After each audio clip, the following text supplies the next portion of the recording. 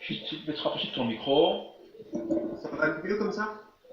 Ouais, si tu peux l'améliorer, améliorer la. Comme ça? Pas vraiment. Je sais pas. Il y a faux. C'était bien tout à l'heure. C'était très très bien lorsque tu as été intervenu tout à l'heure. Et là, c'est mieux là? Je sais pas.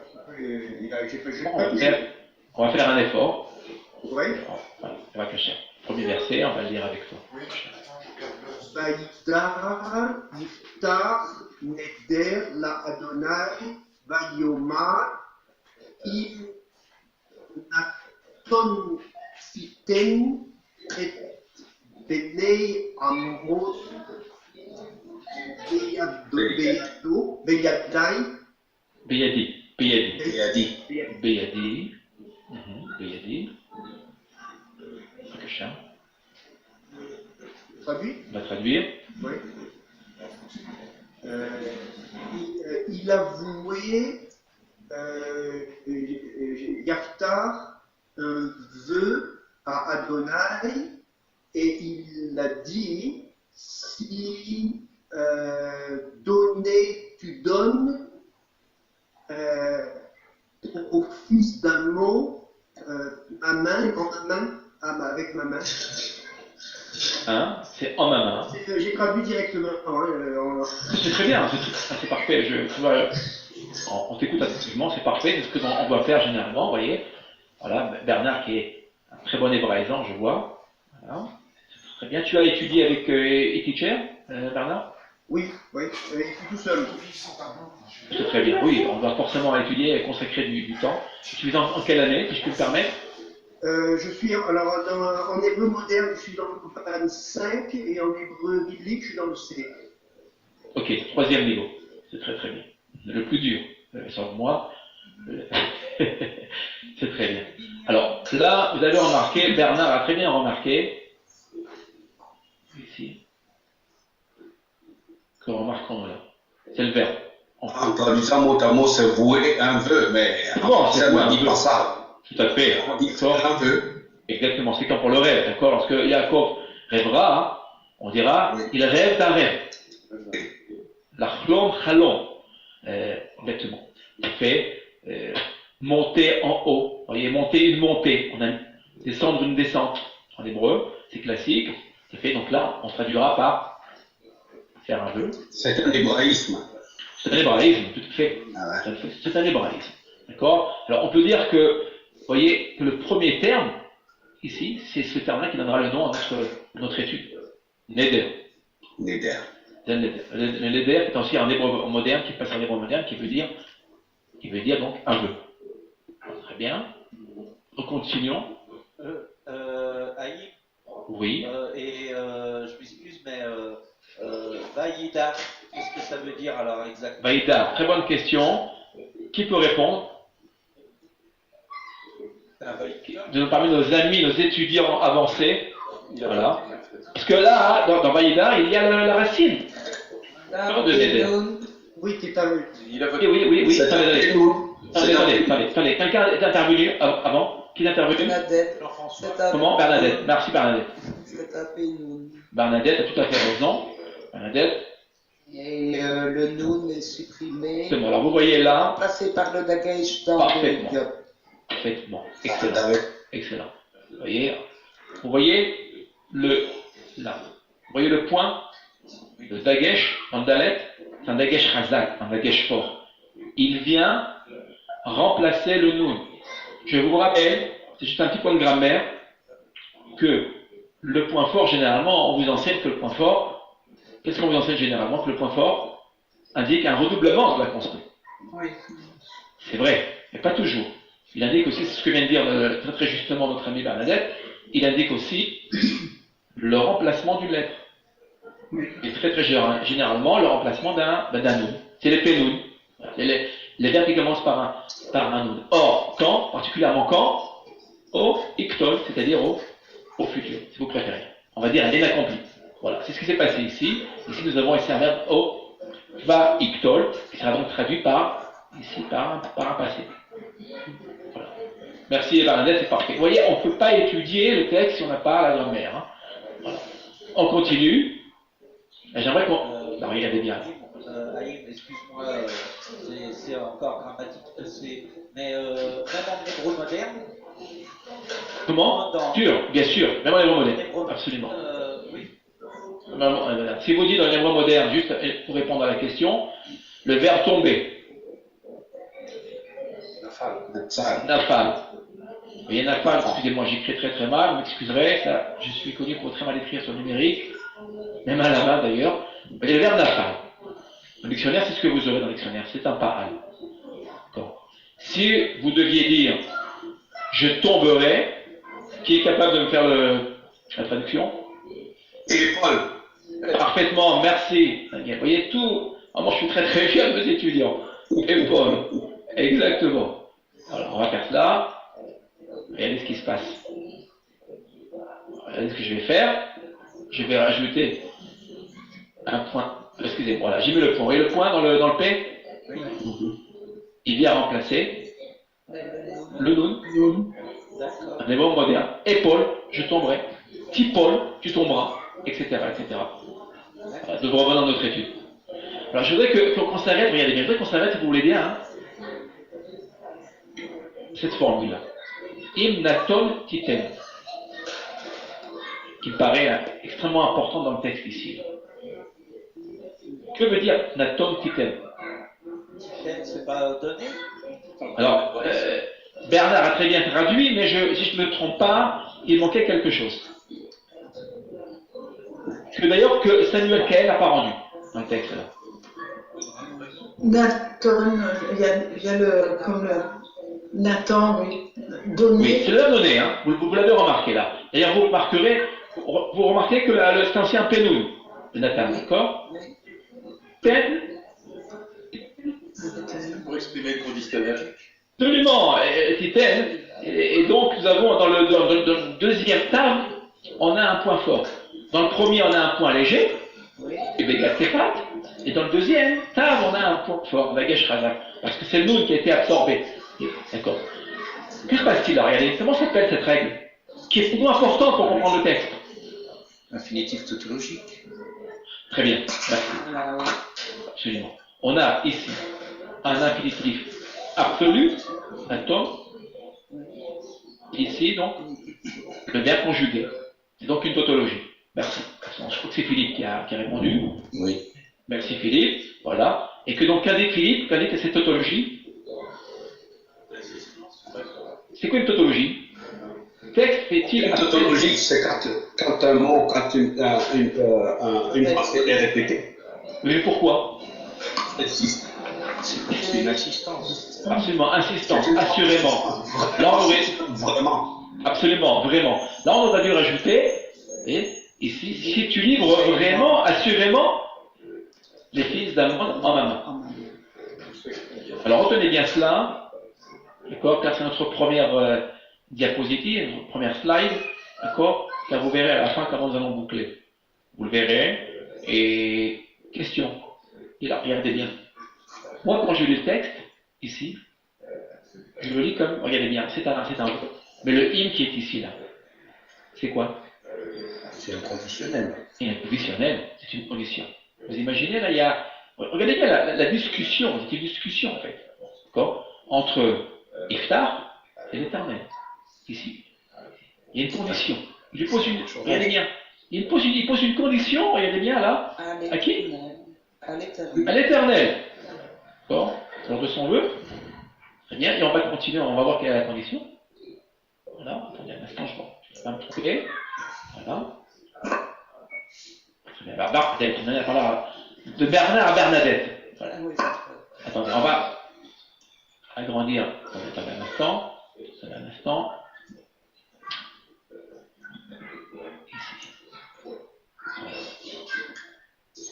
Ici. Veaya, Ayotse, Asher, Yotse, Midal, Midaltei. Rapprochez votre micro, s'il vous plaît, parce qu'on a beaucoup de mal. Midaltei. Parfait. Betty, Likra. Bechrati, Beshuva, Bichoui. Beshuvi, Oui, Bichoui. Beshalom, mi beni. Bene, mi bene. On a ici une chaîne construite. Mi bene, c'est très bien. Mi bene, Amon, Vaaya.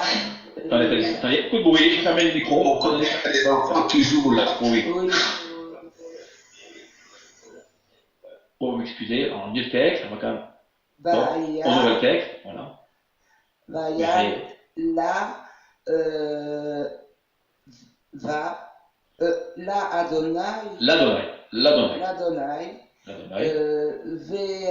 Veatseli, Attention sur ce verbe-là. Très très bien. Ve'halitihu.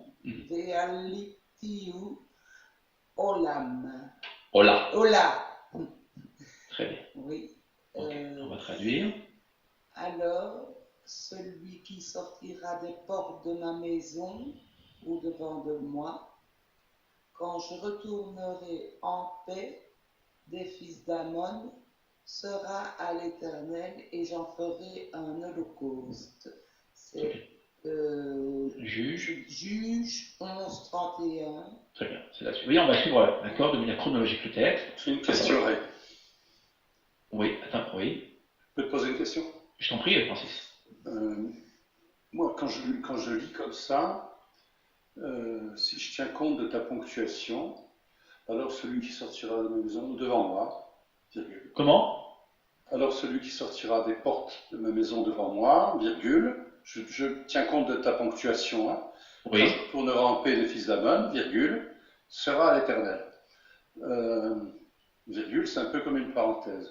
Oui. De ma maison devant de moi, sera à l'Éternel. Est-ce que ça ne démontre pas plutôt qu'il a fait don de sa fille un petit peu comme dans Shmuel et que ça ne dirait pas forcément qu'il l'a offert en holocauste comme dans le sacrifice d'Abraham? Dans Shmuel, rappelle la référence de Shmuel, à propos de qui? Eh bien, quand Hana a pris Oui. et que le Cohen lui dit, mais arrête ton ivresse, Exact. etc. Donc, Exact. elle fait On rapproche les textes, c'est juste. On peut rapprocher les textes. Ce sont des textes d'ailleurs qu'on rapproche. C'est très bien ce que tu fais parce que même nos sages vont rapprocher ces textes, tout à fait, parce qu'elle fera, vous vous rappelez, elle fera elle aussi un vœu. Mais il y a, nous allons le voir, une différence notoire entre les deux vœux. On va le voir. On va le voir. Alors, on garde ce que tu dis, c'est très, on va le garder pour la suite, Francis. Tu permets? Oui, alors on garde ce que vient de dire Francis. Oui, de côté pour l'instant, c'est très bien, oui. En fonction d'exactement ce que vient de dire Francis. Attendez, vos micros ce soir, je ne sais pas ce qui se passe. Ah, il y a Shlomo. Bonsoir Shlomo. Bonsoir, Raphaël. Baruch haba. Vous m'avez manqué. C'est réciproque. Shlomo. Voilà. Voilà, on se retrouve. Ouais, superbe. Bienvenue. Lionel et Francis. Shlomo, attendez, Shlomo intérieur. Alors, Shlomo, ton micro, je t'en prie. Bah, il est là. On a beaucoup de mal à t'entendre. Bah, vous m'entendez bien maintenant? Oui. On va faire avec. Je ne sais même pas comment on fait pour allumer les volumes ici. Il faut augmenter le son, le volume de ton. Si tu le peux. Oui, mais si j'augmente les volumes de son, j'ai mal aux oreilles. Si nous, On va faire un effort, parce que là j'ai beaucoup de mal à t'entendre, on va faire un effort. si nous regardons la construction, avec les vertus que Francis a dit, je crois qu'il y a deux propositions différentes. C'est-à-dire, je dévouerai à l'Éternel, c'est-à-dire la pierre, je vais l'avouer à Esther. Et en parallèle, je ferai un holocauste qui ne va se mentir, qui va donner sa fille à un holocauste. c'est ce que je comprends. On a cette possibilité-là. Est-ce que je comprends de cette proposition? On a aussi cette possibilité-là. Alors on va continuer si vous le voulez bien, hein, parce que là on en est qu'au début. Là on découvre, d'accord, le vœu, la condition du vœu, texte complexe, hein, je ne vous le cacherai pas. Je vous demande de faire le silence autour de vous si vous le pouvez. Sinon, je serai contraint de fermer les micros.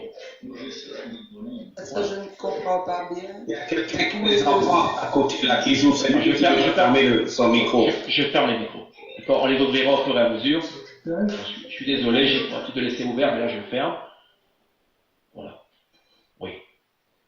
Alors, je crois que Salia voulait intervenir. Oui, Salia. Non.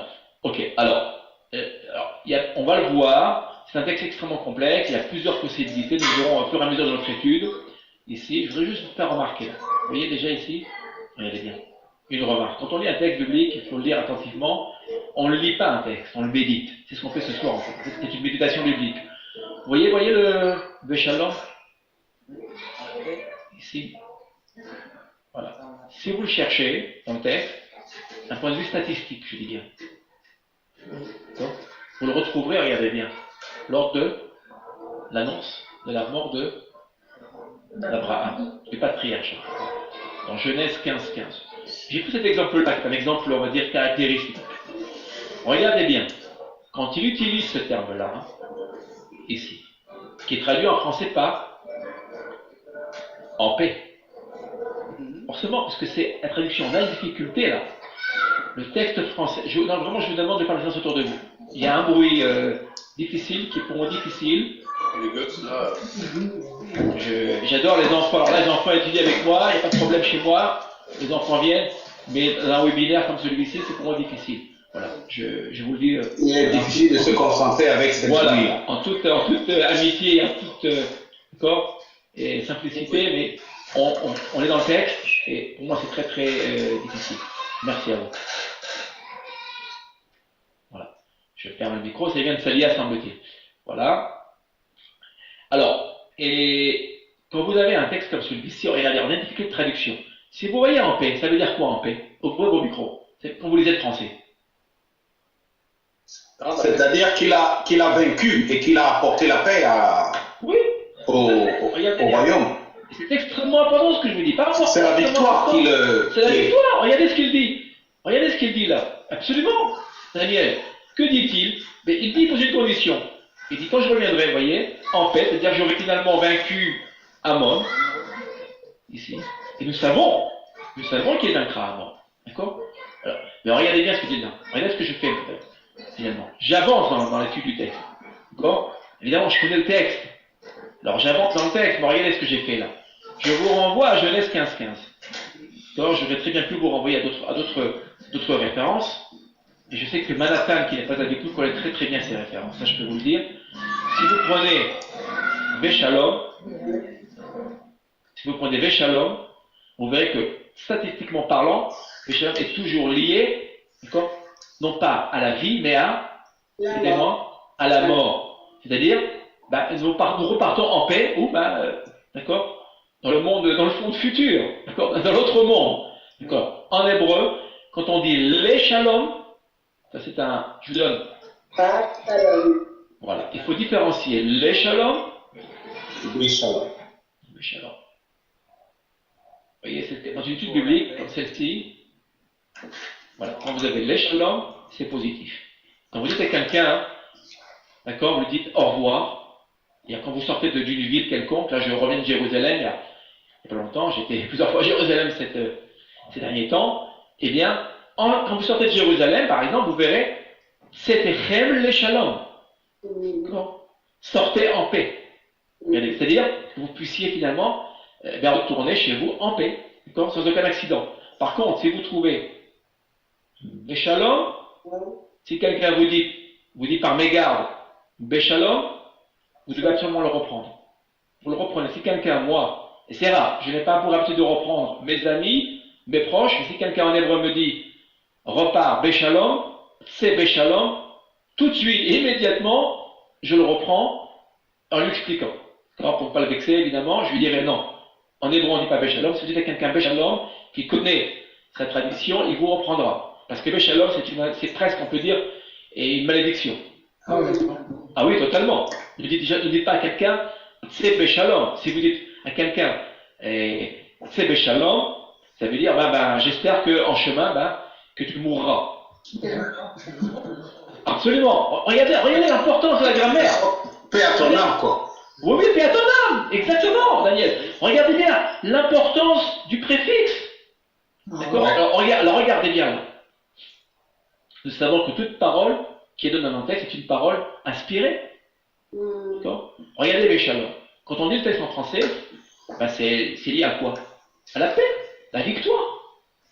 Or, si on lit le texte et qu'on connaît la suite du texte, bien évidemment, bien vous verrez, on le verra très bien d'ailleurs, que Béchalom n'est pas lié ici à la vie, mais à la mort. À la mort. Regardez, donc ça veut dire quoi? Déjà, regardez ce on peut dire en déduire. Déjà, on va remonter au début du texte. Regardez bien. On peut déjà en déduire, mais on peut commencer. On va être prudent, d'accord? Et dire que ce Neder, je reviens à ce Neder, là, vous voyez? Neder, eh bien, c'est pas si bon que cela, déjà. Vous voyez? Si on connaît le texte. Le Shalom, là, c'est classique, hein. Quand on est hébraïsant, qu'on connaît le texte, il y a beaucoup de textes, d'accord? Vous verrez cela, le Shalom, c'est un exercice à faire, je vous y invite. Eh bien, ce n'est pas bon. Ce n'est pas bon. Mais lui, regardez bien, quand il parle, Iftar, eh bien, je vous le rappelle, il est lié à l'Éternel. Mais c'est l'Éternel qui, finalement, lui mettra cela dans la bouche. On ne pose pas de conditions à l'Éternel, d'abord.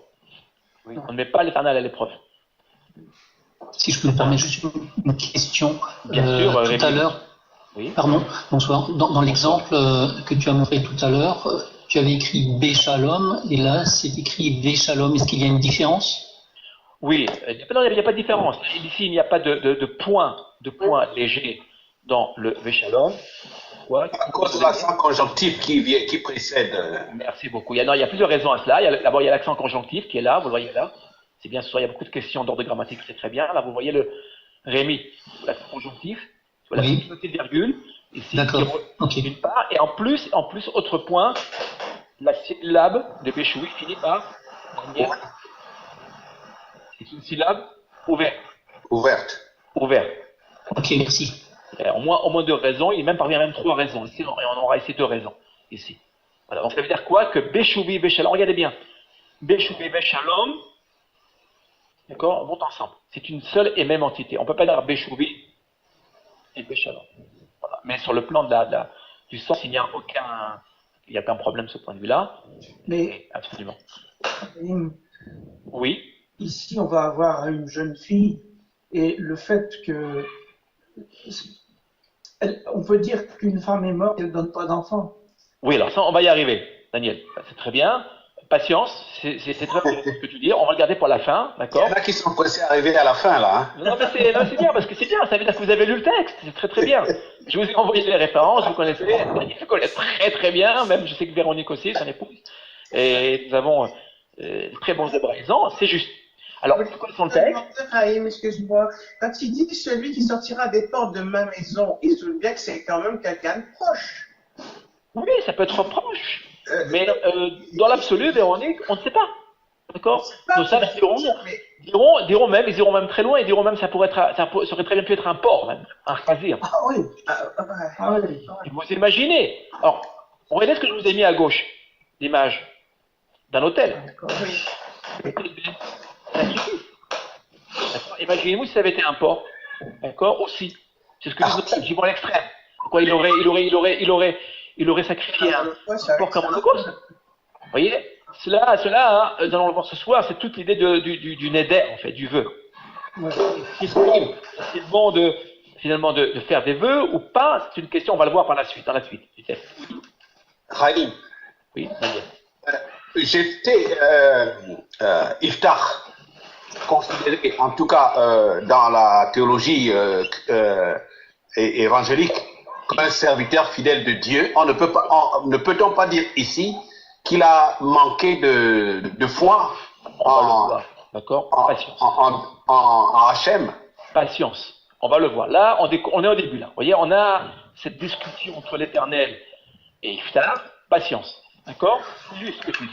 Mais ça va le prouver. On va le voir par la suite. Parce que faire un vœu comme ça veut dire qu'on n'a pas confiance, on n'a pas l'assurance qu'on va gagner. Absolument. Alors, on va décortiquer le texte, vous allez voir. le texte n'est pas simple, hein. Ce sont des textes compliqués. On lit généralement très rapidement, à la synagogue, au temple, d'accord, ou en étude, ça se fait, c'est juste. Là, on le décortique. Vous voyez, on le décortique en hébreu, bien évidemment. Et vous voyez la difficulté qu'on a, hein. Vous voyez, même en français. Ouais, on l'a très bien vu, ici. Alors, retenez aussi, je vous le dis, alors on garde ça de côté, on garde ce que vient de dire Francis, on garde ce que tu viens de dire, et ce que vient de dire notre ami Daniel et Véronique, et ce que vient de dire Daniel, d'accord? Tout va ça, on va le développer, et rassembler tout cela vers la fin. Vous allez voir, vers la fin, tout va se... Oui. Juste, attendez un instant. Retenez aussi Bishovi, d'accord? Quelle est la racine de ce verbe? Chou. Qui veut dire? Revenir. On garde les éléments. Voilà. C'est la teshuva. Oui, on va le garder, absolument, tout à fait. On joue sur les mots. Oui. Je ne voudrais encore pas compliquer le dossier, mais on peut se demander comment Iftar a pu dire ça. Ton micro, Francis, je vous en prie, ton micro. J'ai beaucoup de mal à me concentrer. Donc je vais mettre un peu les watts ici. Voilà. Tu m'entends bien là? On va faire un effort. Encore augmenter. Et là? Oui, très bien, c'est très bien. Oui, je disais, on se demande comment Iftar a pu lui dire ça, parce que dans le Lévitique 27, il y a toute une procédure que l'Éternel donne à Moshe, qui a du mal à accréditer cette histoire d'Iftar. Excuse-moi, on n'a pas entendu la fin. Je veux dire, cette péricope là de 27, 2 à 4, ça a du mal à accréditer l'histoire d'Iftar parce que Daber d'Israël, Martin, Alehem, etc., la valeur est de 50 cycles d'argent. Si une femelle, la valeur est de 30 cycles. Donc, je veux dire, c'était vraiment interdit quoi, de faire ce genre de vœux. Il faut souligner là pour la connaissance de tout le monde qu'il est en train de parler de Lévitique 27. Lévitique 27. C'est ça, oui. Tout à fait. Ok, alors nous allons développer du vœu, un peu de patience encore. Vous voyez, là on est en train de rassembler tous les éléments, de décortiquer tout doucement le texte et on avance. On va avancer. Vous voyez, et alors on avance tout doucement. Donc il y a donc un vœu, une condition. Vous voyez, alors dans ce vœu, vous remarquez que d'abord dans ce vœu, regardez bien, il est très très vague. Regardez, c'est ce que vient de dire Véronique. Regardez bien ici. Vehaya ayotse. On ne sait pas. On n'en sait rien. On ne sait pas. Ça peut être une personne, bah évidemment, nous savons, ce sera sa fille, d'accord? Mais tant qu'on ne connaît pas le texte, imaginez-vous maintenant qu'on découvre le texte, ça peut être n'importe qui, n'importe quoi, même un animal, même impur, c'est ce qu'on vient de dire. Nos sages iront à l'extrême, ils iront jusqu'à dire, et si ça avait été un porc, vous voyez? Donc là, on retient ça. Okay. Nous continuons.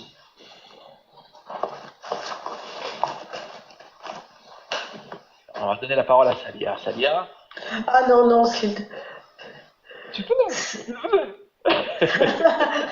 Ça fait des mois que j'ai pas lu, je veux pas... Libre à toi, il n'y a pas de problème. Alors on va... Merci à toi d'être parmi nous d'abord. À Yvonne. Alors Yvonne, est-ce qu'Yvonne nous entend? Yvonne? Est-ce que Yvonne nous entend? Yvonne? Non, Yvonne, toujours pas avec nous. On a la parole à notre ami Annick. Annick.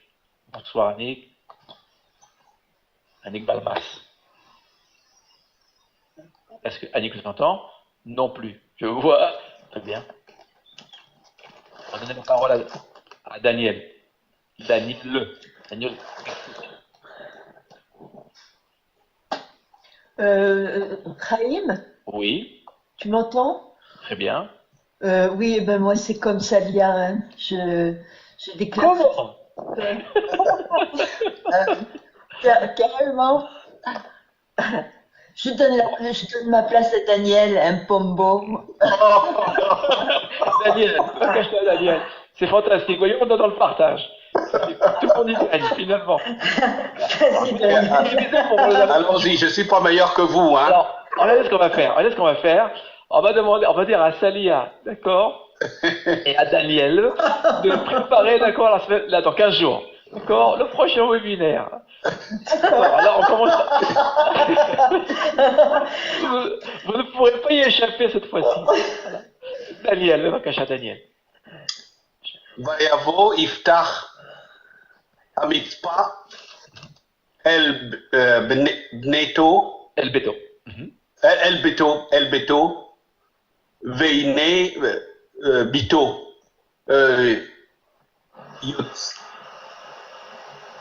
enlève ton curseur là. Il y a un rolam là. Yotzet. Yotzet. Il y a un rolam. Yotzet, Likrato, Betupim, Uvim Holot, Parfait. Berak,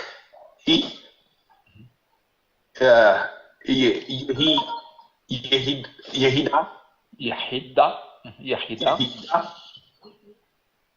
Enlo, Mimenu, Ben O Vat. Très bien. On va traduire.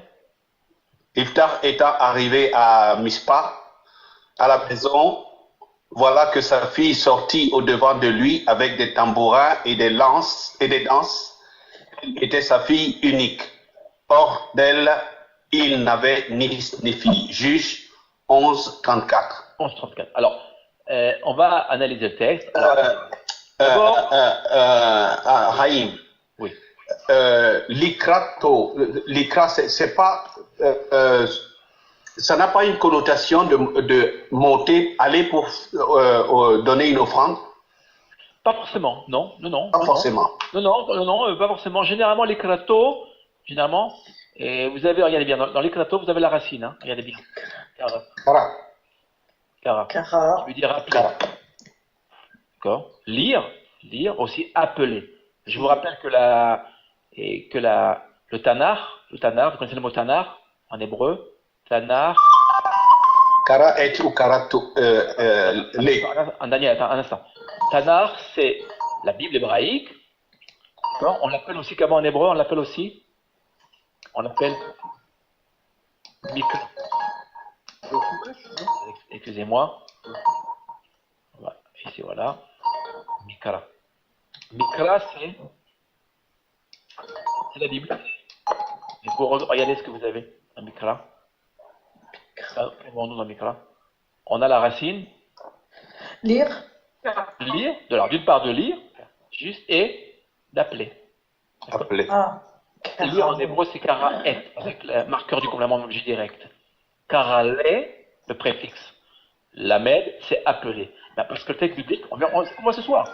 On le lit, on le médite, et en même temps, il nous interpelle, il nous appelle. Il nous dit, venez voir. D'accord? Il ne s'ouvre pas comme ça à nous. D'accord? C'est à nous de faire la recherche, de travailler. Mikra, c'est aussi donc notre Bible, c'est tout le corpus biblique qui nous interpelle, qui nous appelle. Voilà, on doit faire l'effort de chercher. En tout cas, donc quel kratos, ça veut dire, regardez bien, qu'elle avance vers lui. Vraiment, ils se connaissent, c'est sa fille, ici. D'accord? Voilà, c'est la racine. Ce que je voulais vous montrer ici, regardez bien là, ce iné. Véhiné. Quel est ce hiné généralement? Véhiné, c'est soudain. C'est soudain, très bien, merci. Ça indique un malheur. Il est de soudaineté. De malheur, pas forcément, puisque nous l'avons avec Moïse, Mouché, Samuel, lorsque l'Éternel les appelle, vous vous rappelez, que dira Moïse? Il dira Hineni. Shmuel dira la même chose. Donc le contexte qui nous le dira, ça peut être heureux, ça peut être malheureux. Et là, on va le voir, évidemment, nous verrons que l'histoire est une histoire tragique. Et donc, là, évidemment. Mais regardez bien, elle apparaît de manière, regardez bien. On sait d'où elle vient. Ici. Ici, elle apparaît, vous voyez, soudainement, vérité. Et en plus, regardez bien. On a le V ici. Hein. Oui, juste un instant, si vous me permettez. Vous voyez le V qui est ici? Oui. C'est le conjonctif. Qui est relié, regardez bien. Là, je vais vous aider un petit peu, qui est relié au vœu lui-même. D'accord? C'est le vœu. C'est parce que Iftar a fait ce vœu qu'elle va apparaître. Parce que c'est ce que diront nos sages, je me permets d'aller puiser chez nos sages. S'il n'avait rien dit, elle ne serait peut-être pas apparue. Vous voyez?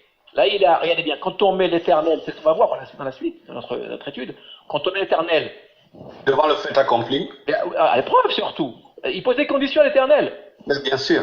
Et vous verrez qu'à la fin, je vais vous confirmer pourquoi il est vraiment, comment dire, il est dans la faute. Il n'aurait jamais dû faire cela. On va le voir à la fin. On comprendra à la fin. Je vous laisse à la fin. Hein. Vous verrez pourquoi. Il aurait déjà dû faire ça. On verra pourquoi. Alors l'Éternel lui dit, ah, toi et moi, nous savons, d'accord? En tout cas, moi, l'Éternel, je sais très bien que ce que tu fais n'est pas juste, ce n'est pas bon, d'accord? Je vais te démontrer, je vais t'apprendre, te donner une leçon, en fait. Voilà. Une leçon, et nous verrons nous verrons par la suite que Iftar ne comprend pas cette leçon. On ne comprendra pas. Oui? Bonsoir. Il y a encore dans Parole, enfin Deutéronome, également en 18-10, cette impossibilité de faire un vœu sur son fils ou sa fille. Oui, alors ça, absolument, tout à fait, bien évidemment, ça, on l'a dans le Deutéronome, on l'a dans les Nombres, on va y venir, c'est très bien. Là, je vois que Francis, que tu sais, on va y venir, je les ai indiqués dans notre étude ce soir, tout à fait, très bien, voilà. On continue, attendez, je continue. Alors, je voulais poser vos questions, regardez bien ce que j'ai rajouté là. Nous avions le texte brut, je vous rajoute une référence. 1 Samuel 18:6, rappelez-vous, la victoire de David contre Goliath, que se passe-t-il? Vous voyez, je le relis, regardez bien. Avec les tambourins et les danses. On danse. Vous vous rappelez? Ah oui. Lorsque David rentre victorieux, Il y a aussi une après avoir vaincu Goliath, que se passe-t-il? Immédiatement, les femmes le reçoivent, on dirait en français, en grande pompe. D'accord? C'est-à-dire vraiment, eh bien, elle danse, elle chante, il est reçu comme un héros. Un héros. D'accord? C'était très très courant, hein. Dans le temps biblique. Nous le verrons, rappelez-vous, avec Myriam. Vous vous rappelez la traversée de la mer des Joncs? Oui. Elle avait son tambourin, elle a composé. Elle a composé, tout à fait. C'était très très très courant dans le texte biblique. C'est une donnée qui revient de manière courante. D'accord? Là, c'est l'exemple que je vous ai indiqué. Elle vient, elle est joyeuse. Il aurait pu prévoir ça. Comment, Daniel? Mais je dis, il aurait pu le prévoir parce que si c'était une coutume de danser comme ça dans les victoires, il aurait pu penser que sa fille. Très bien, je n'y pensais pas. Excellent. Je n'y ai pas pensé, à vrai dire. Et c'est très très bien. Je n'y ai absolument pas pensé. Je note. Merci beaucoup, Daniel. Excellent. Oui. Bonsoir. Oui. Bonsoir, Esther et Ephraim et Esther. Oui. Comment allez-vous? Heureux de vous retrouver. On va bien. Bon, il y a une chose que je voulais dire. Il faut savoir que dans l'Antiquité, quand une armée était victorieuse, elle ramenait tout ce qui appartenait à l'armée ennemie, etc. Et donc, ils étaient accueillis. On a du mal à t'entendre, Ephraim. Plus fort au ton micro, mais plus fort, s'il peut. Ce soir, j'ai beaucoup de difficultés à vous entendre ce soir. Dans l'Antiquité, l'armée victorieuse ramenait le butin de l'ennemi. Comment? Le butin, le butin de la guerre était accueilli. Oui, c'est juste. Mais là, c'est autre chose, Esther. Là, on est dans la joie, vous voyez. Sa fille est joyeuse. Les femmes avaient encore accueilli David comme ça au retour de en chantant David, Saül c'est ça et David c'est 1000. Et ça a contribué à augmenter la jalousie de Shaoul. Oui, bien évidemment. Vous vous rappelez ce que diront les femmes. D'accord? Elles ne voudront pas blesser Shaoul. D'accord? Elles voudront juste, comment dire, donner plus de force, d'accord, à David. Voilà. Oui. Là où Shaoul arrive, d'accord, à abattre des centaines d'ennemis, David, lui, sont des milliers, d'accord. Elles n'auront pas de mal, véritablement, mais Shaoul sera vraiment blessé, d'accord, en son fort intérieur. C'est l'ego du roi qui évidemment, qui s'en trouve blessé.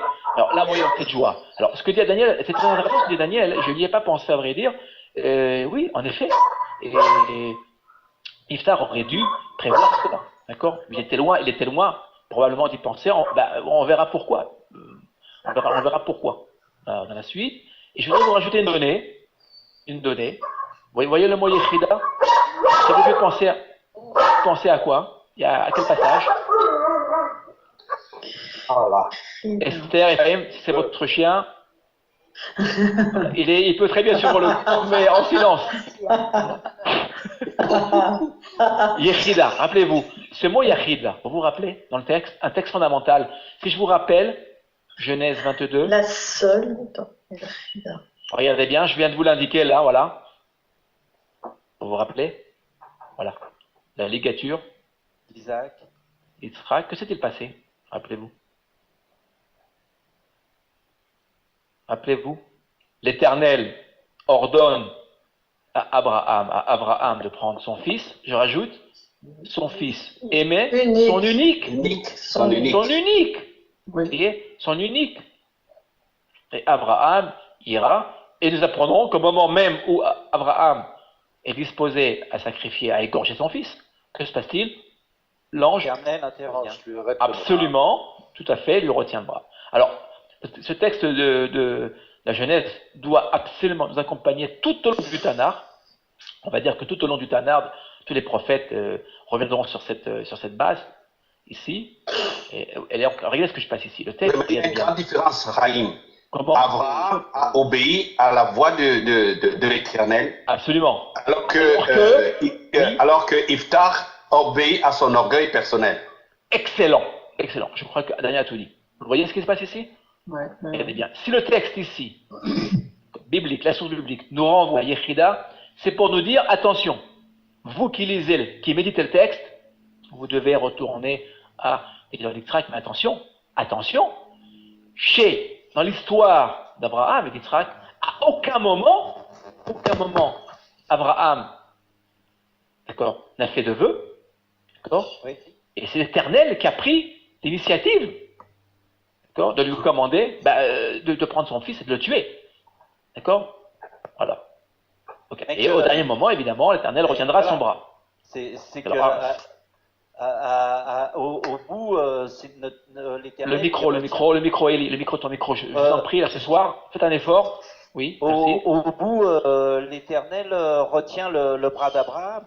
Oui. Ce qui veut dire quoi, Élie? Ce qui veut dire quoi? Ça veut dire que l'Éternel n'est pas pour les sacrifices humains. Bien sûr, absolument. Et ça, on va le retrouver tout au long du texte. D'accord?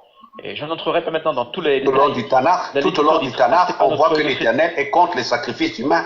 Absolument. Ça c'est d'accord. Il y a ce qu'on appelle des fondamentaux. Notamment Yirmiyahu 7, 31 et 32, 35, c'est bien expliqué. On va le voir. Il y a beaucoup de références à ce sujet. On va le voir ce soir. Mais il y a un point sur lequel, d'accord, évidemment, il y a un consensus dans le texte, c'est qu'il y a un interdit formel d'offrir en sacrifice nos enfants. Un être humain. Bien sûr. Attention, l'animal qui est offert en sacrifice, d'accord, ce n'est, on va dire, qu'une obligation. C'est-à-dire, c'est comment dire, justement, l'animal vient à la place de l'humain, d'accord. Justement, pour éviter, c'est une sublimation. C'est pour éviter que les hommes ne sacrifient finalement. Bien sûr. Mais, un instant, je ne voudrais pas rentrer dans tout le texte d'Yitzhak. La littérature est extrêmement compliquée, mais ce que nous savons de ce texte-là, c'est que, comme nous venons de le dire, il y a un interdit formel d'offrir nos enfants, à Molech. Oui. On peut revenir, on peut aussi revenir que l'Éternel dans la loi. Essaye d'augmenter ton son, Élie. C'est intéressant, c'est dommage. Je ne sais pas comment on fait. Essaye d'augmenter le son. Voilà, qu'on puisse t'entendre on l'augmente. Et profiter de dans l'intervention. Audio. C'est pas par où on l'augmente. Attendez, je audio. Voilà, règle. Regarde audio. C'est en bas de l'écran à droite. En bas. Ah oui, moi je l'ai en haut, mais bon. Ouais, moi aussi, je l'ai en haut. Parleur, moi je suis à 100%. Regardez bien, vous avez tout à fait en haut, vous avez audio, sur votre écran audio. Vous pouvez manipuler le son. D'accord. Ça, je ne sais pas. Ah oui, audio. Voilà. Alors là, moi j'ai audio connexion. Okay, en attendant que Ellie règle, tout à fait en haut, entre share, d'accord, entre view et participant. Quand tu as audio et d'accord.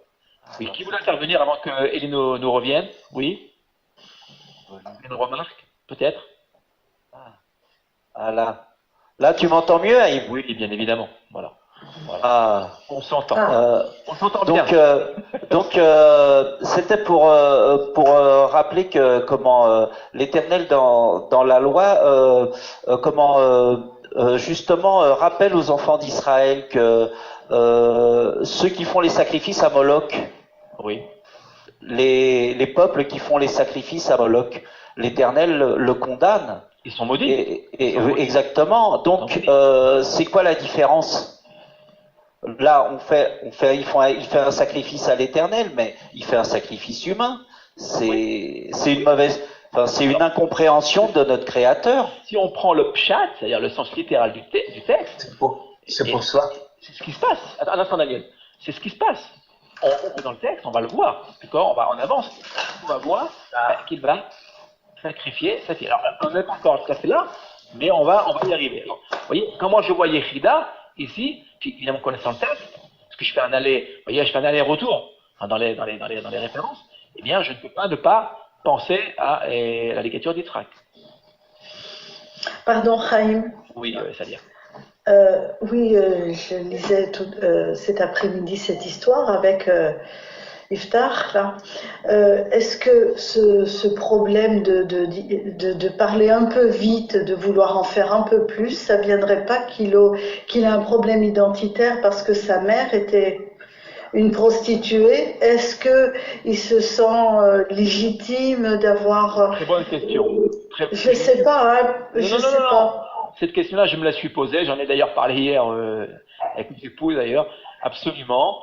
Il a été rejeté, n'oubliez pas. C'est très bien. Ce que fait Salia, vous voyez ce que fait Salia, elle revient à la personnalité, d'accord, d'Iftar, qui est très très complexe. Hein. Il n'y a pas, je vous le rappelle, il n'y a pas de personnage qui soit tout noir et tout blanc. Il y a des zones comme ça de lumière, des zones d'ombre. Absolument, le personnage est très, très, très complexe. Il est probable que justement qu'il ait été rejeté par les siens et qu'il a peut-être un besoin, vous voyez, peut-être, je ne sais pas, je ne suis pas psychologue, mais il est probable. C'est très difficile de se débarrasser de sentiment de rejet. Hein. Oui, c'est très difficile. Il a jamais vraiment, nous le voyons très bien dans le texte, vraiment été accepté. Il a été accepté parce que bon, il était, comment dire, on avait besoin de lui. Il y avait un intérêt, en fait. Mais ils l'ont pas appelé parce qu'ils l'aimaient ou parce qu'il y avait une, comment dire, pardon, vous voyez, pas du tout. Ils ont eu besoin de lui, donc ils sont venus, ils se sont soumis à lui. Vous vous rappelez, les sages sont venus à lui, et finalement il a accepté de venir. Mais vous vous rappelez, il y avait ce sentiment d'orgueil qui était là, et on va voir, là, on voit déjà poindre, on va le voir dans la suite, justement, que cet sentiment d'orgueil n'a jamais, probablement, enfin, c'est ce que je crois, hein, j'avance dans l'étude, ce sentiment n'a jamais véritablement été extirpé. Vous voyez, il était toujours là. Bon. Pardon. Comme il est légitime. Attendez, Salia veut finir son raisonnement. Oui, Salia. Oui, bon, je vois bien l'orgueil, mais est-ce qu'il a les moyens d'être humble? Est-ce qu'il se sent vraiment aimé par Dieu aussi? Je sais pas. Moi, parce que c'est, je sais pas si, je pense que, bon, quand j'étais plus jeune, je travaillais dans des grandes équipes et des fois on avait des médecins qui étaient noirs. Et il y avait certains patients qui refusaient de se laisser soigner ou qui acceptaient uniquement parce qu'ils y avait rien, ils avaient personne d'autre. Et ces médecins disaient toujours, nous devons en faire plus. Oui. Ils sacrifiaient beaucoup de choses, ils sacrifient beaucoup de choses et pour toutes les personnes qui ne sont pas, on a besoin d'eux, donc marginaux. On se soumet, voilà, il se sent marginal. Iftar est un personnage extrêmement seul. Oui, mais tous ne réagissent pas par l'orgueil. Exactement. Parce qu'ils n'ont peut-être pas les moyens. Par l'orgueil, hein. Oui, pardon Daniel, je comprends bien l'orgueil, c'est pas une force. C'est vraiment pour moi, hein, je le sens comme ça. C'est la faiblesse de la personne qui peut pas être autrement, ça le protège. C'est une armure qui le protège parce qu'il, je sais pas, il se sent pas bien il se sent pas légitime. Est-ce que Dieu lui-même, je sais pas, hein. C'est probable. Je sais pas. Oui, mais juste pour répondre, il était bien sûr qu'il fait ce vœu, Mais bon, il n'était pas obligé d'aller jusqu'au bout. Exact. Exact. Alors ça, on retient. L'Éternel retient la main de. Élie, très bien, très bien. Comme je dis, la main le retient. Attention, attention. Il retient la main. Pourquoi? Parce que c'est lui qui a ordonné. Bien sûr. Ordonné, oui. Qui ordonne, qui peut arrêter. D'accord? Mais attention, là il y a c'est celui qui va faire le vœu qui doit lui-même. Bien sûr, mais. Regardez comment ça se passe. Si c'est l'Éternel qui ordonne, c'est lui qui va arrêter. Bien sûr. Parce qu'Abraham mais comme disait Francis tout à l'heure, Lévitique 2 permet Lévitique 27. Lévitique 27 permet aussi par le moyen par les moyens. Très bien. D'ailleurs, vous voyez, vous remarquez comme nous travaillons et par association d'idées, par texte, vous voyez, par corrélation, lecture intertextuelle. Hein. C'est très très important. On ne peut pas prendre un texte, vous voyez, on le découvre encore ce soir, un texte brut et le lire de manière claire. Alors on le fait, mais en même temps, nous sommes obligés, vous voyez, d'aller ailleurs dans le texte, de nous dans le texte. Sinon, on a du mal à comprendre le texte. Parce que le texte justement, Raïm, est-ce que tu pourrais éclairer Shoraki qui dit « À mon retour en paix de chez les Bnei Ammon, il sera pour l'Éternel, hein, oui. Et je le ferai monter en montée. » Oui. Parce que non, alors ce qui se passe là, c'est qu'André Chouraki traduit littéralement. Vous voyez, ici, mais il ne résout pas la question. Vous voyez en fait. Je dis que ça accrédite encore le doute qu'il l'ait réellement fait. Oui, c'est le doute, bien sûr. Attention, tu as tout à fait raison. Et André Chouraki le savait très très bien. André Chouraki a fait attention à cela, probablement, en écoutant la réflexion d'André Chouraki. Mais comment tu entends monter en montée? On ne sait pas. On ne sait pas. Il a fait monter ce qu'il a fait monter. D'accord? On va continuer si vous voulez, d'accord? Mais nous verrons par la fin, d'accord? La fin répond à ta question, à notre question même, Francis. D'accord. Patience. Parce que le texte, vous allez voir que le texte à la fin n'est pas clair. On va y arriver, patience, d'accord? Allons-y. On continue. On donne la parole à, oui, Ephraim. Il a plus de moi pour sa décision. Oui, alors, absolument. Alors, on n'en est pas encore là, patience. Voilà. On donne la parole à notre ami Frédéric. Bonsoir Frédéric. Shalom, shalom. Bonsoir. Shalom Frédéric. Nous allons lire le texte. Le micro aussi ce soir, je ne sais pas ce qui se passe. Ah bon? Après, oui. Avant l'interruption, les micros sont rouillés. Il y a un problème parce qu'on entend très très fort et par contre tu nous entends très peu. Ça fait pour tout le monde, je crois. Alors, vous pouvez, regardez ce que j'ai moi. Vous voyez ce que j'ai? J'ai un casque particulier, j'arrive à augmenter ou à diminuer. Vous pouvez, je vous conseille, je vous invite à prendre un casque, vous avez un, ici. Si, j'ai ça, oui. De travailler sur le volume, voilà. Voilà. Vous voyez, pardon, notre ami Frédéric. Alors, Vayehi Kiroto Ota Vaikro Vaikra et Begadaim Vaimer Ada Oui,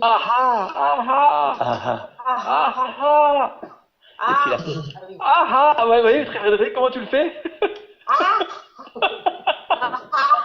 Très bien. Il faut s'entraîner, vous voyez.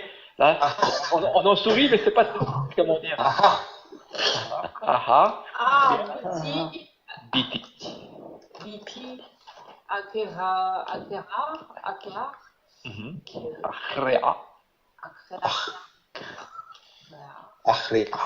Très dur comme texte ici à lire et à l'écrire.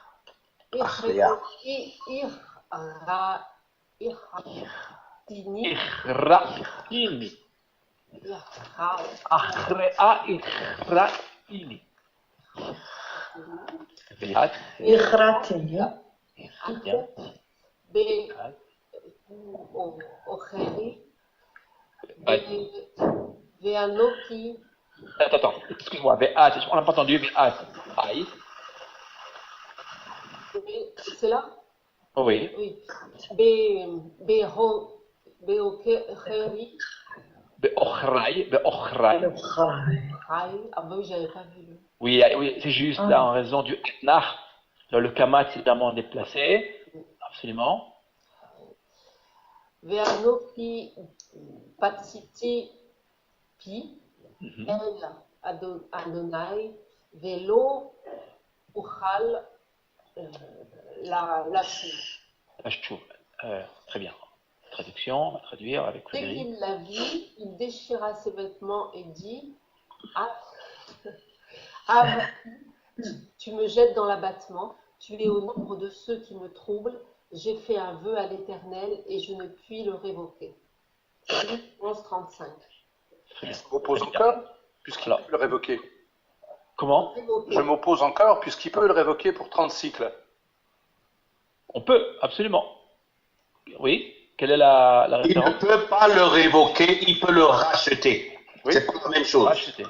Parce que révoquer, ça veut dire ne pas accomplir. Voilà. Alors que là, il le rachète pour 30. Merci Daniel. Ce qu'on appelle en hébreu l'ifdot. L'ifdot. L'ifdot, c'est racheter. Voilà. Tout à fait. D'accord?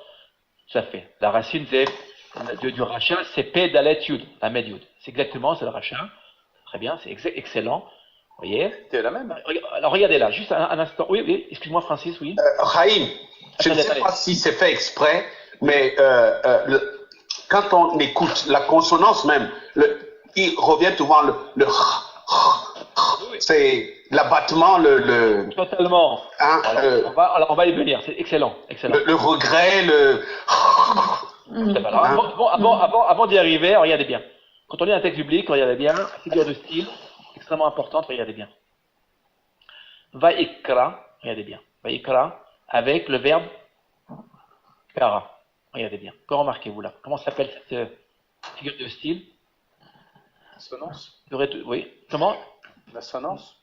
Oui. Allitération. Une allitération. Regardez bien. On a bien le resh et le ain qui sont semblables. Et regardez bien, dans le cas du verbe couper, déchirer, c'est un kouf. Dans le cas du verbe qui veut dire se mettre à genoux, quand s'agenouiller, on a un kaf. C'est classique, on appelle donc une allitération. On joue, regardez bien. Il y a donc un rapport étroit, nous devons établir entre le fait qu'Iftar déchire ses vêtements et le fait qu'il soit dans l'abattement. Dans l'abattement. C'est le deuil, c'est un deuil. D'accord? Nous savons que dans la tradition d'Israël, que se passe-t-il lorsqu'une personne s'éteint, disparaît? Que font les proches? En vêtements? Oui, absolument. Le rabbin. Le sac et la cendre. Absolument. On ne le fait plus avec le sac et la cendre, mais ce que fait le rabbin, il vient et il déchire. Regardez bien ce que je fais. Il déchire une partie du vêtement. D'accord? Oh oui, absolument. D'accord, de la chemise. Voilà. Que devront d'ailleurs conserver les parents, parfois les enfants, les parents. D'accord? Voilà. Et on doit, 7 jours. pendant une semaine, on doit partir. Pendant une semaine, absolument. D'accord, c'est la tradition d'Israël. D'accord, les familles endeuillées, les proches, doivent, et donc ils sont à terre. Pendant 7 jours, on vient les visiter. Et la première chose qu'on leur remarque, les endeuillés, c'est le vêtement qui est coupé. Regardez ce qui se passe et ici. le fait qu'on n'est pas rasé. Absolument, qu'elle n'est pas rasée. Absolument. Alors là, regardez bien. On joue bien, regardez bien. On joue sur les mots. Et regardez bien, un troisième mot, là, regardez bien. C'est ce qu'on appelle, c'est rare. Hein. Regardez bien. Ici, on a, regardez bien ce qui se passe ici, une triple allitération. C'est à mon avis fantastique. Oui, il y a une permutation des lettres de la racine. Exactement, c'est l'anagramme. Exactement, regardez bien, c'est l'anagramme du fait genouiller. C'est-à-dire que nous sommes là, regardez bien, dans un deuil total. Et regardez bien, on va confirmer ce deuil, regardez bien. De l'importance de lire le texte dans son intégralité. Regardez bien. Il finit comment? Regardez ce livre, ça. Il finit comment? Ce que j'ai indiqué en bleu. Lo uchal lashum. Alors, là, c'était traduit par. J'ai pu le révoquer, parce que traduction, je ne sais plus de qui, hein. Il faudrait regarder, j'ai pas indiqué la traduction, je m'en excuse. Il faudrait regarder. En fait, on pourrait dire, je ne peux pas digérer tout ça. Je ne peux pas revenir, regardez bien, je ne peux pas revenir. Je ne peux pas revenir, faire teshuva, d'une certaine manière. Bon, regardez, si nous revenons quelques diapos en arrière, vous vous rappelez? Ici. Excusez-moi. Voilà, on va revenir en arrière. Un instant. Je cherche la diapo que nous avions tout à l'heure. On va remonter, vous vous rappelez? On a vu rencontrer le verbe chou. Voilà. Le voici. Que dit-il là? Regardez bien. Quand il revient. Et quand je reviendrai, regardez bien. Quand je reviendrai en paix. Ici. Alors, pour lui, pour Iftar, c'est quoi? C'est revenir de la guerre en ayant vaincu. C'est lui, Amon. Mais regardez bien, là, regardez bien. Ce qu'il vient de dire là, il va il dira le contraire, il va dire le contraire. Ici, il va dire le contraire. Ici. Un instant.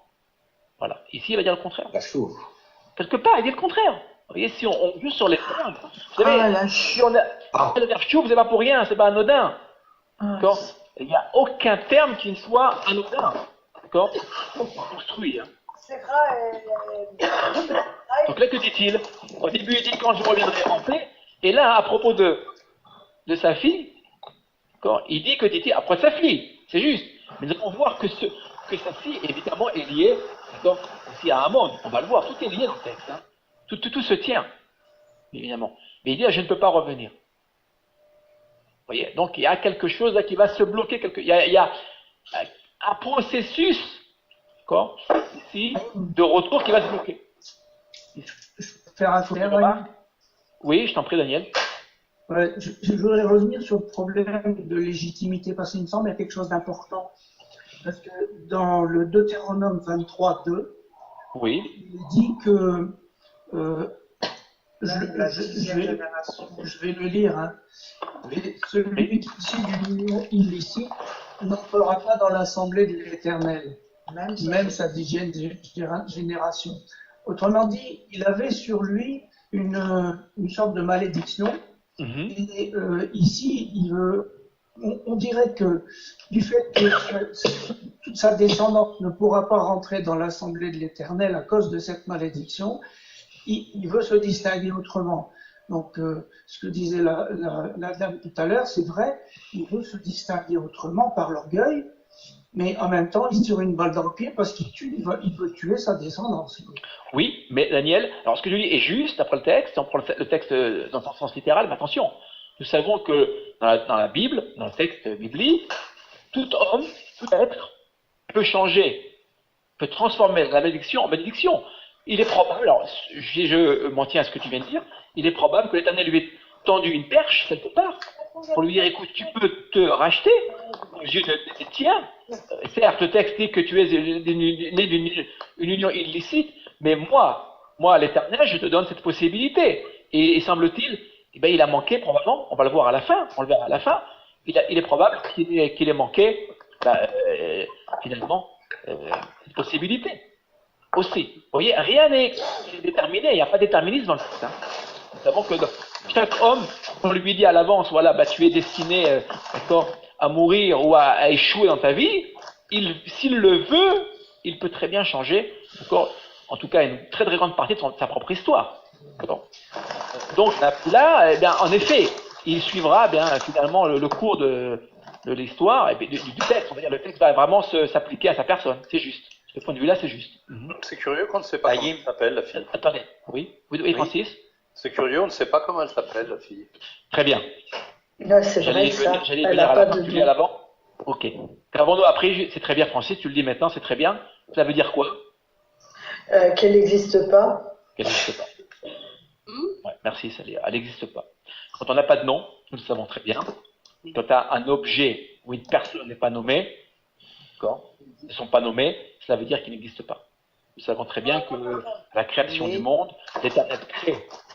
Il nomme la création, mais c'est l'homme qui va prendre la suite, qui nommera, on l'a vu cette semaine, qui nommera les animaux, par exemple. D'accord? Nommer, Ah, c'est le chien, le définir. cheval, d'accord, ben, c'est nous qui l'avons, le poisson, les poissons, les oiseaux, tous les êtres, c'est nous qui les avons nommés, même les plantes, d'ailleurs. D'accord. L'Éternel laissera cela à l'homme, pourquoi? Parce qu'il lui dira, en les nommant, tu les amènes à l'existence, tu les fais exister. Joseph, rappelez-vous de Joseph? Oui. Vous vous rappelez Joseph, ses frères? Joseph et ses frères, Yosef, d'accord? Et ses frères, il y a des passages, de longs passages dans le texte de la Genèse, où ses frères ne le nomment pas. Pourquoi? Parce que ils veulent le tuer, ils l'ont tué. Quand on veut tuer quelqu'un, on ne le nomme pas. Chaim, Oui. excuse-moi, ça te donne un excuse-moi, je suis pas d'accord. Le son, j'ai beaucoup de mal, Esther, je suis désolé. Essayez de faire un effort de votre côté aussi. J'ai Je veux juste dire que c'est pas tout à fait vrai. Parce que regarde, la fille de Pharaon, elle n'est pas nommée. Et pourtant, c'est une grande dame. la fille de Pharaon. Ok. Elle n'est pas nommée. Ok. C'est juste très bonne remarque. Vous savez ce que vient de dire Premier. Oui, oui. Elle n'est pas nommée et pourtant elle sera considérée comme une juge des nations. Très intéressant. Qui est monté au ciel. Elle s'est convertie. Elle s'est convertie. Oh, c'est juste, c'est le Midrash qui le raconte. Absolument. Patia, Bathel, Patia, la fille de l'Éternel. elle a été nommée après dans le Shirakim. C'est une très bonne remarque, très très bonne remarque. Vous voyez, elle n'est pas nommée et pourtant, on l'appelle la fille de Pharaon, c'est intéressant. Et je note, Esther, excellent. Je note, vous voyez, on apprend tous ensemble. Je voudrais juste continuer si vous voulez bien. Regardez bien. Alors, moi, ce que je vous propose. J'ai encore une question. Un instant, Francis, si tu me permets. D'accord. Je note que Francis est très inspiré par ce texte. Un instant, Francis. Je voudrais juste vous montrer ce que moi, ce que j'ai découvert en s'intéressant à la racine biblique. C'est une tradition qui m'est personnelle. Regardez bien. On a dans la traduction, on va dire classique, d'accord, qui veut dire dans l'abattement.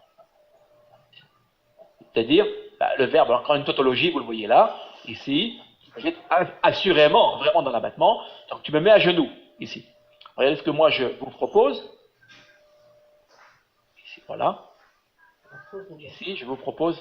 Ah oui. Regardez bien. Tu es la cause de ma chute. Oui, c'est mieux. Comment? Je trouve que c'est mieux. Je ne sais pas si c'est mieux, en tout cas. Parce que c'est le karat, il est où il file, donc il y a une idée de Oui, c'est accusatif, absolument, c'est juste. Merci Bernard, vous voyez, nos hébraïsants, absolument. Donc là, si vous suivez le texte, bien, vous verrez que ce verbe-là, d'ailleurs, si vous cherchez dans votre bonne concordance, que ce texte veut dire aussi causer la chute d'eux. D'accord? Nous l'aurons à plusieurs reprises, alors on n'en a pas trop le temps maintenant, mais je vous y invite.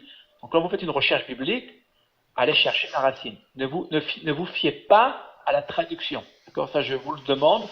Et la traduction peut être très très bonne, mais nous qui sommes hébraïsants, d'accord, qui nous cherchons à aller plus loin que la traduction, tirer la quintessence du texte. Vous voyez même ce qui se cache dans le texte. Alors la racine, nous le savons, d'accord, eh bien, elle est très très riche. Elle est très très riche. Elle a beaucoup de sens. Il faut chercher. Donc, moi, ce que je vous propose, c'est ceci. Regardez ce qu'il fait. Là. En disant, tu me jettes dans l'abattement, quelle est donc l'intention? Probablement, c'est ce que je le pense, c'est ce que je pense. Quelle est son intention? Il ne va pas lui dire de manière, probablement, vous voyez, directe, mais le texte lui dit attention, quand il lui dit ça, voilà ce qu'il pense.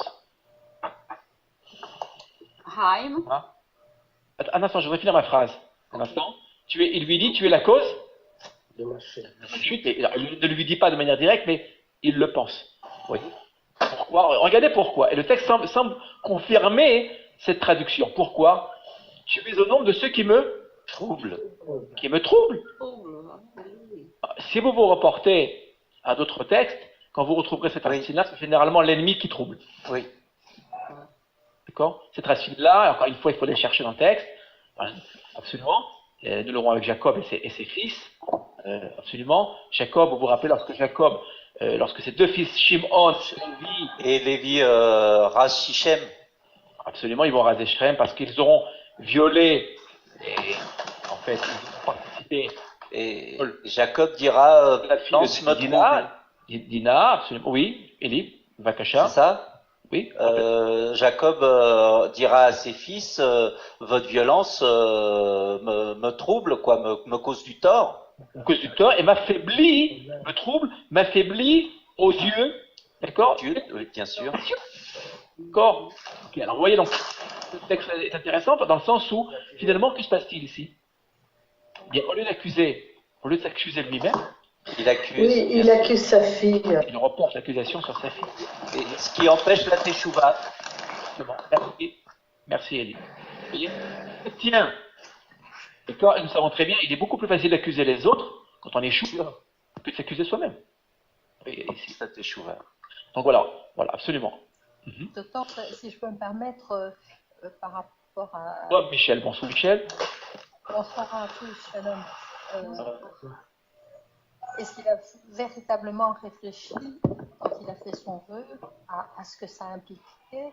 Il a par là voulu donner quelque chose de très fort, de ce qui lui semblait relever du meilleur qu'il pouvait donner, c'est quelque chose de sa maison, sans se rendre compte qu'il pouvait, qu'il entraînait vraiment, c'est lui, il s'entraîne, exactement, c'est là, lui-même qui s'entraîne dans la chute, en fait. Alors, très bien, alors, regarde, je retiens ce que tu viens de dire, regardez ce que vient de dire Michel, excellent, si tu te permets, je te coupe, regardez bien là. C'est le début de la fin. Pourquoi début de la fin? Regardez ce mot-là. Tout à l'heure, mais regardez bien. Aha. Vous voyez, aha. D'abord, on a vu là, cette triple allitération. On l'a vu, donc vraiment un deuil total. Il ressent, regardez bien. Iftar ressent que quelque chose vient de se briser là. Vous voyez? Il se rend compte, c'est sa fille qui vient vers lui. Il a son vœu qui est en tête. Vous voyez, aha. Aha, hein, c'est la mort, en fait. Il crie. Vous voyez ici, c'est un cri de désespoir. C'est un cri de douleur, oui. De douleur. Il sait maintenant, à cet instant même, il sait que ça y est. Il sait lui-même, son fort intérieur, qu'il est perdu. Il est perdu. Alors évidemment, la traduction que je vous propose, et sachant qu'il est perdu, que fait-il? Il renvoie probablement l'accusation sur sa propre fille, qui est à mon avis abominable. Non seulement, on le verra à la fin, d'accord, on verra plus, plan moral, il reporte cette faute sur sa fille, de dire, mais pourquoi tu es venu vers moi? Tu aurais dû rester chez toi ou quelque part, d'accord? Vous voyez, parfois ça nous arrive, parfois quand on se met en colère, parce que ça nous arrive, et qu'on est fautif, et que faisons-nous? Le premier réflexe c'est de dire, mais pourquoi tu es venu? Si tu n'étais pas venu, peut-être que ce ne serait pas arrivé, vous voyez? C'est ça finalement l'histoire d'Iftar ici, quelque part. Il y a le terme Anochi. Anochi, ça veut dire moi, mais moi très très centré. Excellent. En fait, Voilà. il faut parler vulgairement, il se regarde le nombril en fait. Excellent. Alors j'allais aussi y venir, mais c'est excellent. Alors vous voyez Esther, ce qu'elle a remarqué? C'est excellent Esther, parfait. Là, Anochi qui est là? Anochi est généralement, nous l'avons souvent vu, est généralement attribué à qui? À l'Éternel. À l'Éternel, oui. Sûr, je vous renvoie d'ailleurs, d'accord, à l'Exode, d'accord, chapitre 20, lorsque l'Éternel donnera les 10 paroles à Israël, il dira Anochi, Anochi Hachem. Ce terme-là, il nous renvoie à qui? Vous vous rappelez à qui il nous renvoie? À Caïn. Vous vous rappelez? À Shomer Achi Anochi. Suis-je le gardien de mon frère? Toi, Anochi, regardez bien. Caïn, qui sera le premier criminel de l'histoire de l'humanité, regardez si Anochi, l'orgueil, la puissance. Non, Vous voyez, vous voyez, c'est excellent, Esther. Mais dans Bereshit, quand Adam et Rishon se retrouvent nus, bien sûr, il a été nu, puisqu'il était nu. Qu'est-ce qu'il dit? Il dit Anochi, je suis venu cacher en utilisant le terme Anochi. Et ça veut dire je suis dénué de ma personnalité. Anochi, à ma connaissance, il faudrait en vérifier, on n'a pas trop le temps maintenant, mais Anochi, je crois que l'une des premières fois où il apparaît, c'est dans le contexte du crime et du dialogue qui s'instaure entre l'Éternel et Caïn. Je ne me trompe pas. C'est Adam aussi qui l'envoie. faudrait chercher. D'accord? En tout cas, c'est excellent. Oui, c'est pas Kacha. Oui, c'est. Annick. En fait, je me fais juste une réflexion par rapport donc au vœu qu'a fait Yiftar. Comment? Par rapport au vœu donc Yiftar a fait. Oui. On pourrait aussi peut-être voir l'idée de, comme on dit, de faire attention aux paroles que l'on dit et aux vœux que l'on doit aussi proclamer, quoi. Totalement. On va aussi y venir. Tout à fait. Attentif et Tout à prudent par rapport aux paroles qui sortent de nos bouches. Totalement. Ça, c'est la bouche est comme un sanctuaire, hein, en fait. Et je vous rappelle d'ailleurs que dans la bouche, on a combien de dents? 32. 32. Alors regardez bien. 32. Il y a pas, vous savez, la création. C'est du cœur, là. Bien sûr. Regardez bien. On lève. C'est le cœur. Regardez. On a quoi dans la bouche? On n'a pas que des dents dans la bouche. On a le cœur dans la bouche. Vous voyez? Lève. Lamed bête. Ben, c'est Lamed, c'est 30. Et puis bête, c'est 2. 32. Vous voyez? Alors. Et vraiment, on arrive à connaître quelqu'un parce qu'il se met à parler. Écoutez quelqu'un et vous saurez qui il est. C'est ce qui a fait dire à Yehoshua, c'est de la profondeur du cœur que la bouche parle. Merci. Ah, tout se tient, vous voyez, tout de suite, Daniel. Voilà, pasteur, le pasteur. Alors tu vois, pasteur Daniel, c'est très, très intéressant parce que là, tu peux introduire justement, voilà, des références publiques en hébreu dans tes interviews. Voilà, aussi. Nous continuons, si vous voulez bien. Voilà. On va demander à Cathy. Je vois Cathy Face qui est parmi nous. Bonsoir Cathy. Bonsoir. Bonsoir. Cathy, me va cacher à Cathy. Et merci d'être parmi nous. Attends, je vais juste agrandir l'image. Merci. Voilà ce que vient de dire notre ami Annick. Agrandir l'image, voilà. C'est l'image avec votre souris. Voilà, on va d'abord prendre un instant. Je vais prendre mon curseur, si vous voulez bien. Oui, merci. Ok. On va suivre l'ordre. D'accord? Cette fois, j'aurais dû faire le contraire. On va commencer là, ici. Kitido. Kitido, Neder, le Adonai, Elohecha, lo tiacher, le shalmo. Les chalemo. Les chalemo. Ici, c'est un piel. Vous voyez le point qui est un point. Je me permets une petite remarque grammaticale, Cathy. Oui. Le point fort dans le lamed, ici c'est un piel. Ici, nous oblige à lire le Sheva comme un Sheva mobile. Absolument. Par contre, de la voyelle brève. Les chalemo. Très bien, excusez-moi. Ki darosh yedreshenu Adonai Elohecha me'imach ve'ala becha Parfait. Très bonne lecture. Traduction. Si tu fais un vœu à l'Éternel, ton Dieu, tu ne tarderas point à l'accomplir, car l'Éternel, ton Dieu, t'en demanderait compte et tu te chargerais d'un péché. Deutéronome 23, 22. On va s'arrêter là. Ok pour l'instant. Si on s'en tient à ce verset-là. D'accord? Si on s'en tient à ce verset-là, d'après vous, Iftar. Oui, il devait accomplir son vœu. Oui, voilà, regardez bien. C'est une lecture, on va dire, tronquée du texte. Iftar applique de manière, regardez bien, c'est important ce que je vais vous dire. Hein. Il applique de manière absolue ce que dit le texte. Bien sûr. Vous voyez? À la lettre. Mais attention, et Cathy va nous lire la suite.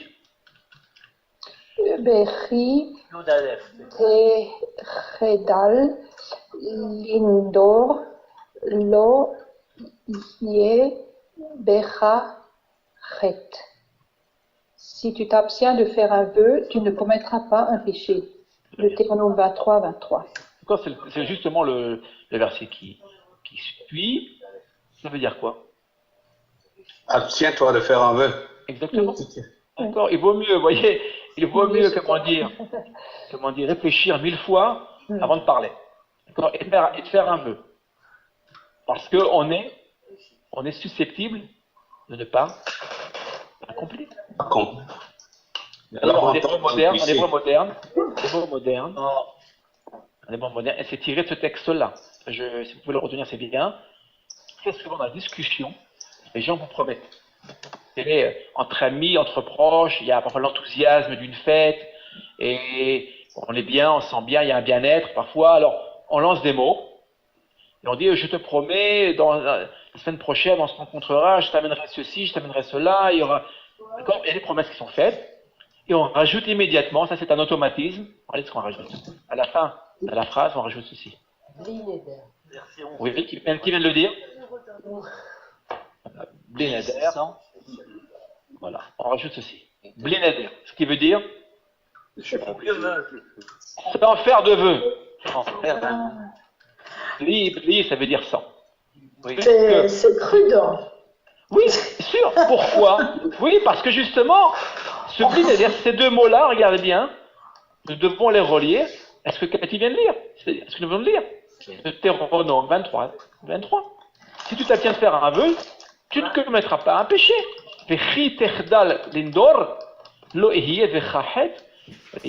On ne tient absolument pas, on ne sait pas ce qu'il y aura dans une semaine. Là, on est dans l'enthousiasme. Vous voyez, tout se passe bien, il n'y a pas de problème, etc.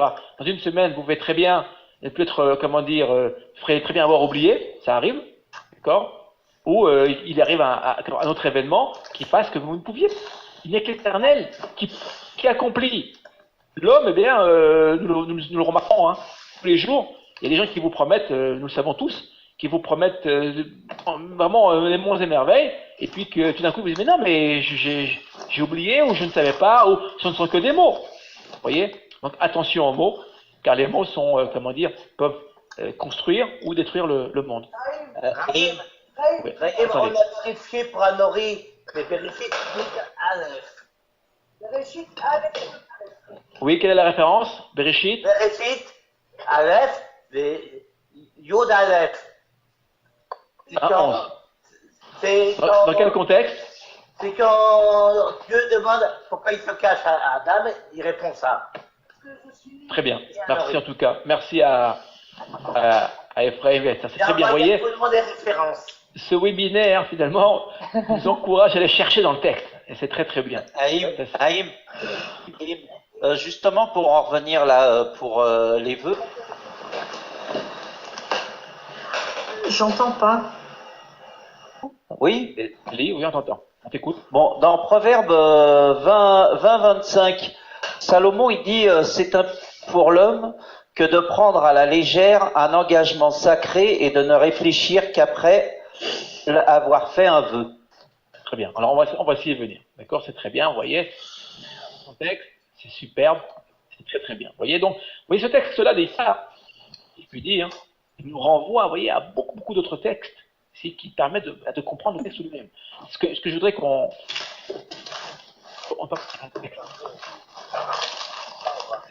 si on lit un texte sans se référer, on le lira, on le comprendra plus ou moins, d'accord, généralement moins que plus, voilà. Et donc il vaut mieux, et ça je vous y encourage, c'est ce qu'on fait ce soir, vous voyez, en famille on peut dire, à aller voir ailleurs, à chercher, d'accord. Les textes se répondent, se font écho. C'est très très bien. Attends, va. Il y a un vœu qu'on peut pas, il y a un vœu qu'on peut pas soumettre. Il y en a un parmi, c'est le vœu de mariage.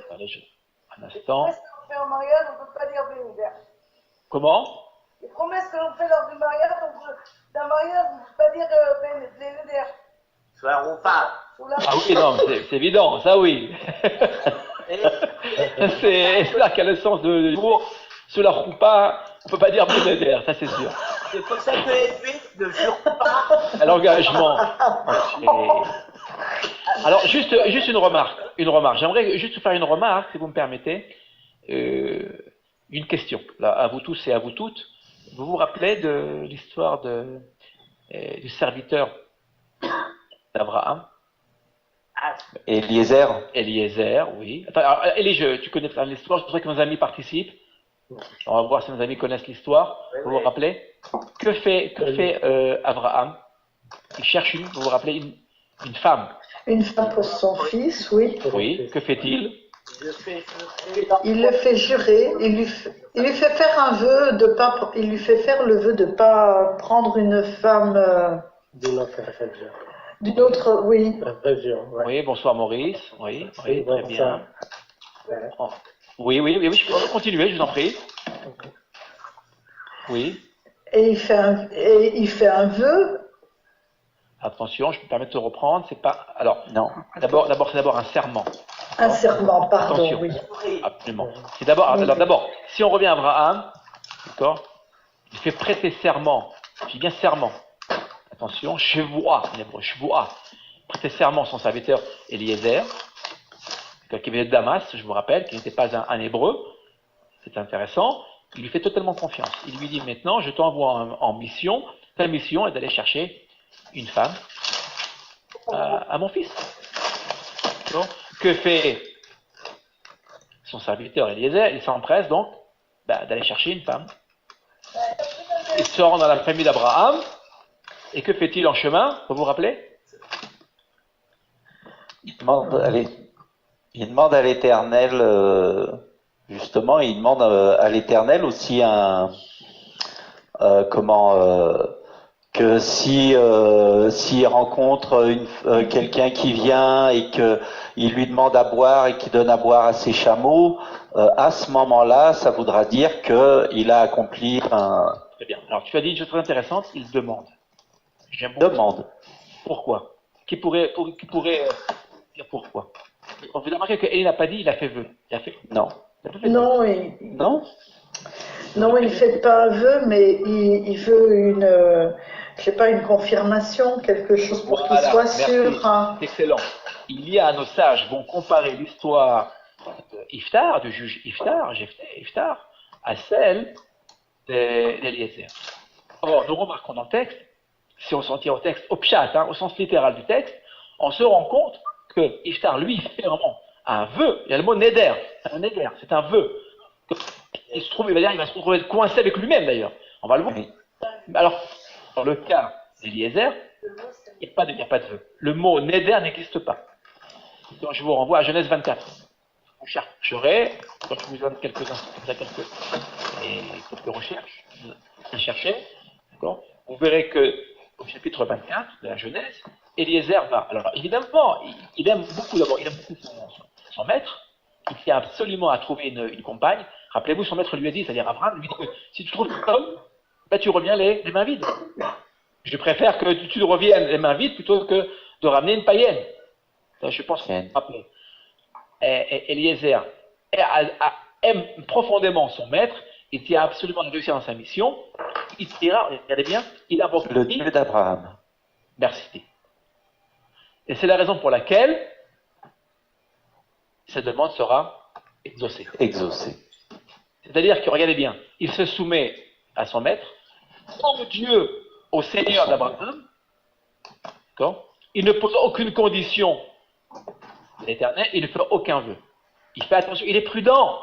Ça montre, regardez bien, si nous devions faire une comparaison, ça veut dire quoi? Eh bien que, là je vais aller très loin dans mon raisonnement, eh bien, ça veut dire quoi? Ça veut dire qu'Eliezer, le païen, est très humble. Il est humble, il a mieux compris, si je puis dire, en fait, l'enseignement d'Abraham que Iftar, le juge. Pourtant, le juge qui a été choisi par l'Éternel. Vous imaginez? C'est-à-dire qu'il y a l'élection de l'Éternel, mais après on a aussi notre travail à faire. Sûr.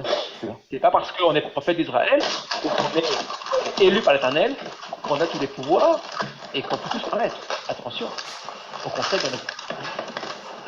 Là, si nous devions comparer, imaginez-vous, un païen va l'emporter sur un juge d'Israël. Je ne sais pas si vous imaginez la comparaison que je me permets de faire. D'ailleurs que nos sages le feront d'ailleurs. Iftar ne sera pas, on verra, Iftar va tomber, chutera. Nous verrons à la fin la chute d'Iftar, une chute extrêmement tragique. On pourrait dire même une chute presque grecque. On pourrait dire à la grecque, c'est une tragédie. L'histoire quand je lis l'histoire d'Iftar, j'ai presque l'impression, je dis presque, évidemment, on n'en est pas, c'est pas une tragédie grecque, mais presque. Le personnage ne sort pas, vous voyez, comment dire, de son histoire, sa propre histoire. Il s'est bloqué, vous voyez, il s'est coincé avec lui-même, quelque part. Ça ressemble un peu à l'histoire d'Iphigénie. L'Iphigénie, oui. Absolument, tout à fait. Je ne sais pas à noter, mais vous l'avez très bien compris. Voilà, quand je disais la tragédie grecque, on revient à cette histoire-là, que je vous invite à retrouver cette histoire-là. Ça fait. Voilà. Tout à fait. J'ai un truc important à dire. Ok, nous continuons. Élisée et Abraham. On n'entend pas, Esther, je suis désolé. Essayez d'améliorer, d'accord? Je suis en train de faire un effort. Je peux parler. Il a, non seulement il a prêté serment, mais au expert. Qu'est-ce qu'il a fait prêter serment sur sa Christ? C'est parce qu'il n'avait pas la Torah, donc il a fait quelque chose, il a fait jurer sur quelque chose de sacré. Oui, c'est ce que nous venons de dire. C'est-à-dire qu'il n'avait probablement pas compris l'enseignement, d'accord, de la Torah, de Sefer, Iftar. Vous voyez, c'est ce que nous venons de dire. Il a été élu, certes. Il avait donc une vocation qu'il va d'ailleurs très bien remplir. D'accord, on le verra, c'est un héros, hein, quand même, comme va lui enlever cela. Mais de l'autre côté, il y a une zone d'ombre que nous allons découvrir à travers sa fille. Ok, nous allons continuer si vous voulez bien. Je voudrais continuer. Si vous voulez bien. Je voudrais juste dire une chose sur le serment. Que, oui, très rapidement. Ephraïm. Que les Juifs promettent beaucoup, mais jurent très peu. Ils jurent pas. Je jure que je ferai quelque chose. Non, alors c'est juste ce que tu dis. On n'a pas le droit de jurer. Voilà. On n'a pas le droit. C'est excellent. D'accord? Mais ça, c'est jurer. Attention. Là, on parle de vœux. On jure de faire un vœu. Vous savez très bien que, par exemple, aux États-Unis, en justice, lorsqu'on passe en justice, on met la main sur, vous voyez, sur la Bible. Sur la Bible. D'accord? Ce qui est pour Israël une profanation. D'accord? On n'a absolument pas le droit de mettre la main sur une Bible et de jurer, et de prêter serment, parce que nous savons très bien que dans la majorité des cas, bien. On est à même de dire, même ne serait-ce qu'une bêtise, ou de se tromper, ou. Mais même de mentir, il faut le dire. C'est normal, c'est la nature humaine de se défendre. Et on se défend, et donc, évidemment, eh bien, on sera mené à mentir. Et donc, imaginez-vous qu'aux États-Unis, ben, c'est ce qui se fait, d'accord? Bon, c'est la tradition américaine, qui est une tradition totalement opposée à celle d'Israël, d'accord? Ça, c'est pour nous une abomination, hein. On n'a pas le droit de faire cela. Donc, on ne se sert pas du Sefer, on va s'en servir pour enseigner, d'accord? Pour transmettre la parole, pour progresser, mais on n'a pas le droit de mettre la main sur un Tanakh et de prêter serment, d'accord? On n'a pas le droit de le faire. Il y a une fois où on jure, c'est en quelque sorte un serment, c'est quand on se convertit. Là, vraiment, on s'engage et on ne peut pas dire que Aussi. Ok, on va continuer si vous voulez bien. Juste pour faire un petit quelque chose, c'est que peut-être par rapport justement à l'enseignement, est-ce que le fait qu'il ait été éloigné de la famille, de son père, est-ce que ça n'a pas joué justement sur un peu, quelque part, l'appauvrissement de sa fermeté par rapport à ce que chacun doit avoir acquis?